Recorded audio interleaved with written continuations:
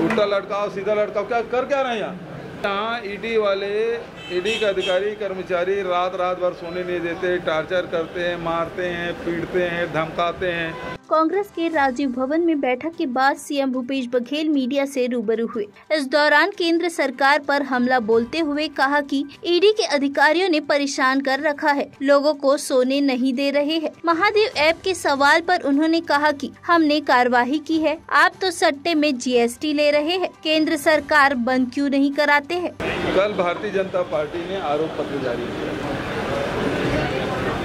और स्थिति ये थी, बाहर में ईडी लगाया गया था, कुर्सियां लगाई गई थी,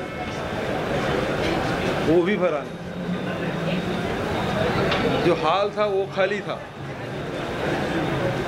जब भारतीय जनता पार्टी के नेताओं को, कार्यकर्ताओं पे भी आरोप पत्र पर विश्वास नहीं है तो जवाब देने का औचित्य नहीं है। मैं सोच रहा था उसके जवाब दूंगा, कल भी पत्रकार साथी ने बोला था मैं पढ़ लूँगा फिर जवाब दूंगा, लेकिन बाद में पता चला कि उनके भारतीय जनता पार्टी कार्यकर्ताओं को विश्वास नहीं है। तो जब उनको विश्वास नहीं है तो उस आरोप पत्र का जवाब देने का कोई औचित्य दिखाई नहीं देता। अब आप लोगों की तरफ से कोई सवाल हो तो बताइए। सर ये अमित शाह बयान दिया है कल कि ईडी कार्रवाई करने की जो कार्रवाई कर रही है वो सही कर रही है और यदि हमारी सरकार आती है उल्टा लटका के सीधा कर दे जाएगी, ये शब्द का प्रयोग भी हुआ है सर। मतलब गुंडागर्दी करेंगे। अरे केंद्र से ईडी आई थी तो आपका भैया उल्टा लटकाओ सीधा लटकाओ, क्या कर क्या रहे हैं यहाँ। मैं तो शुरू से बोल रहा हूँ कि यहाँ ईडी वाले, ईडी के अधिकारी कर्मचारी रात भर सोने नहीं देते, टार्चर करते हैं, मारते हैं, पीटते हैं, धमकाते हैं कि आप इस पेपर में हस्ताक्षर करो नहीं जेल जाओ, तो कर ही रहे हैं, वही उसी बात को बोल रहे हैं। और जेल भेजने से और ज़्यादा क्या कर लेंगे, भेज ही रहे हैं सबको, डरा भेज रहे हैं।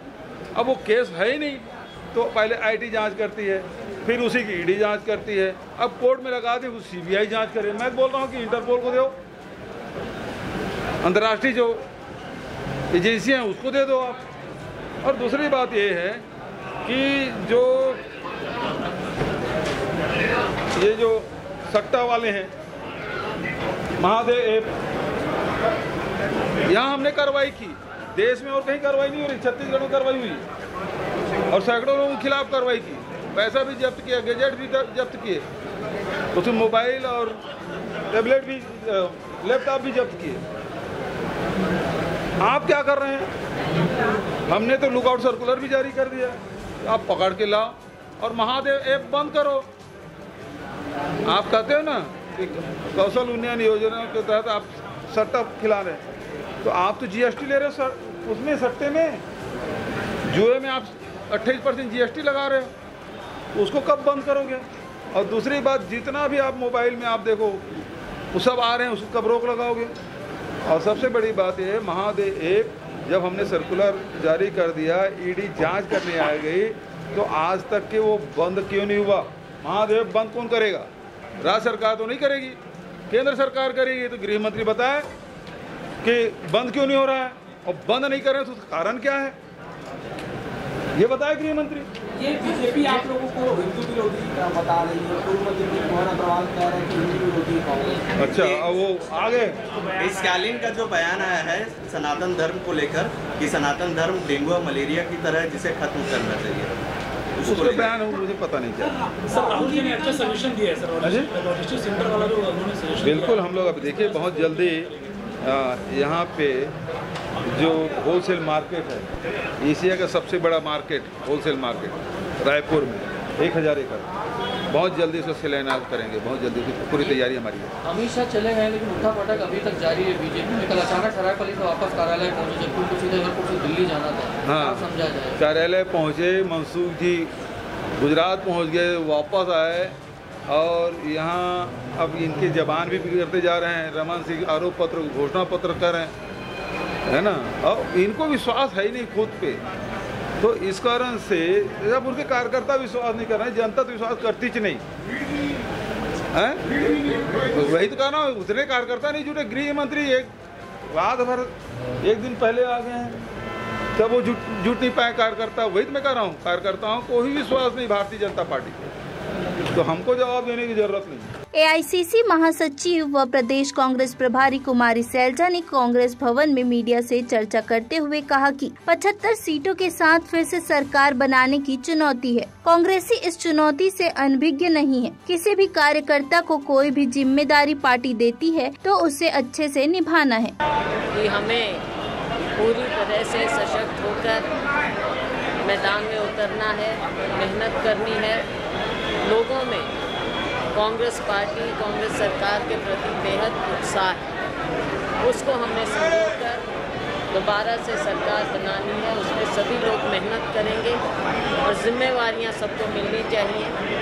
ये सबका आग्रह था। बहुत अच्छा, बहुत उत्साह के साथ ये मीटिंग हुई है। कुछ लोगों ने अपने अनुभव बताए और कुछ ने एक नई दिशा लेने के लिए बात की। बड़े अच्छे ढंग से बात हुई और आगे अब सबको ड्यूटियां दी जाएंगी। चुनाव को नज़र में रखते हुए भी और उसके अलावा भी जो पार्टी के कार्यक्रम हैं, जैसे 7 तारीख को भारत जोड़ो यात्रा की पहली वर्षगांठ वो हमने मनाना है, क्योंकि लोगों को भरोसा है कांग्रेस पार्टी, कांग्रेस के नेताओं पर, हमारी सरकार के काम पर। 5 साल हमारी सरकार चली है बघेल जी के नेतृत्व में। सभी साथियों ने, मंत्री सहयोगियों ने, पूरी पार्टी ने मिलकर लोगों के बीच में जाकर पार्टी को भी मजबूत किया है और कांग्रेस का संदेश भी लोगों के बीच में दिया है। डिप्टी सीएम टीएस सिंहदेव ने पत्रकारों से चर्चा करते हुए कहा कि प्रत्याशियों की घोषणा के लिए थोड़ा इंतजार करना होगा। 8 सितंबर को कांग्रेस के राष्ट्रीय अध्यक्ष मल्लिकार्जुन खड़गे आ रहे हैं। ये मनोनयन ठीक चुनाव के पहले हुआ है तो स्वाभाविक है कि चुनाव की जिम्मेदारियां सबसे पहले सामने रहें और ये भी बताया गया कि सभी को जवाबदारियां अपने क्षेत्र के यथासंभव समीप दी जाएंगी ताकि वो अपने क्षेत्र में भी काम कर सकें और समीपस्थ जो उनको कार्यभार मिलेगा उन क्षेत्रों में भी वो काम करें। अच्छे से अच्छा हमको परिणाम लाना है, कांग्रेस का संदेश ले जाना है, सबको एक साथ बांध के रखना है और 75 पार करना है। सर, जिन जिलाध्यक्षों ने दबाव में सिंगल नाम दे दिया उनको लेकर उसमें ये बात आई थी, माननीय मुख्यमंत्री जी ने ये बात कही कि कहीं कहीं ऐसा सुनने में आ रहा है। अब बात की स्थिति होगी, लेकिन अगर ऐसा है कहीं से बात आएगी तो जरूर पार्टी उसकी समीक्षा करेगी। कांग्रेस बहुत जल्दबाजी में नहीं है, ठोक ठठा के काम करना चाह रही है, सोच समझ के अच्छे से करेंगे।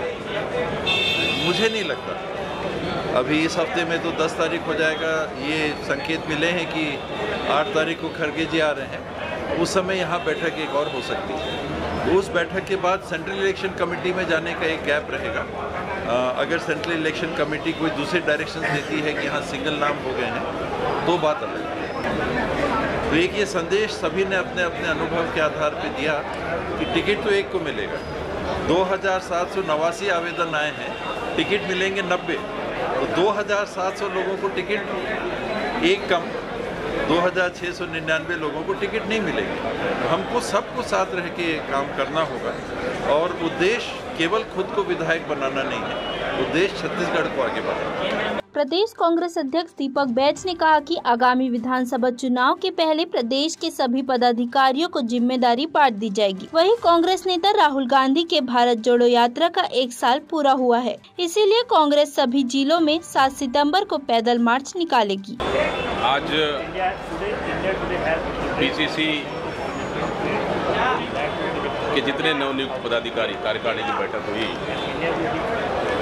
और उनमें बहुत जोश और उत्साह था। नए नियुक्ति के लिए बहुत बहुत बधाई और शुभकामनाएं दिए और आने वाले विधानसभा चुनाव में सभी पदाधिकारियों को जिम्मेदारी दी जाएगी, बहुत जल्द जिम्मेदारी दी जाएगी विधानसभा, जिला और लोकसभा या संभाग स्तर पर। तो इस तरह से आज उन लोग को बधाई एवं शुभकामनाएं दिए।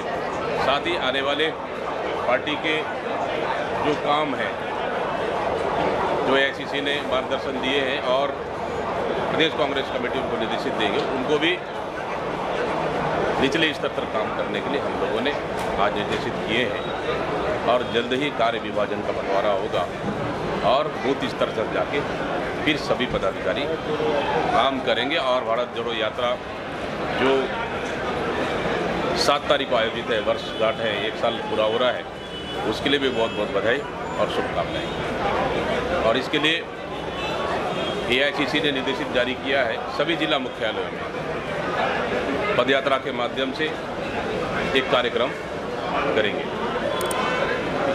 धन्यवाद। ऐसे ही देश विदेश की तमाम बड़ी खबरों से जुड़े रहने के लिए हमारे YouTube चैनल को लाइक, सब्सक्राइब, शेयर करना ना भूलें।